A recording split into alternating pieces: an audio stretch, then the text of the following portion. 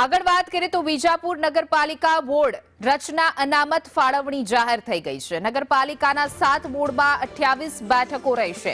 8 બેઠક ઓબીસી અનામત રહેશે, 2 બેઠક એસસી અનામત રહેશે। તો બેઠકો હવે એક પછી એક જાહેર થઈ રહી છે। હવે વિજાપુર નગરપાલિકા બોર્ડ રચના અનામત ફાળવણી જાહેર થઈ ગઈ છે। વધુ વિગતો સાથે અમારા સંવાદદાતા હિરેન રાવલ જોડાઈ ગયા છે। જી હિરેન, શું છે અપડેટ?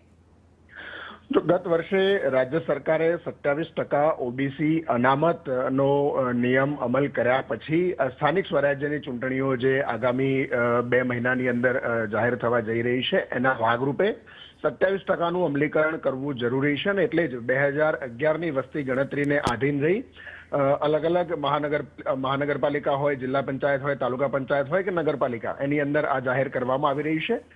વધુ 2 જગ્યા એટલે કે ભાવનગર જિલ્લા પંચાયત અને વિજાપુર નગરપાલિકાનું નવું વોર્ડ સીમાંકન અને વોર્ડ રચના જાહેર કરવામાં આવી છે। વિજાપુરમાં 7 વોર્ડમાં 28 બેઠકો છે, એમાંથી 7 બેઠકો ઓબીસી માટે અનામત રહેશે, જ્યારે 2 બેઠકો એસસી માટે છે।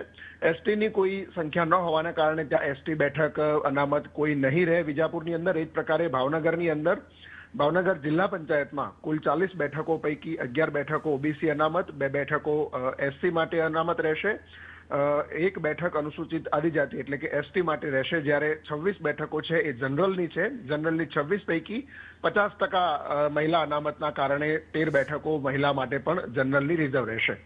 જી હિરેન, સમગ્ર માહિતી આપવા બદલ આપનો આભાર।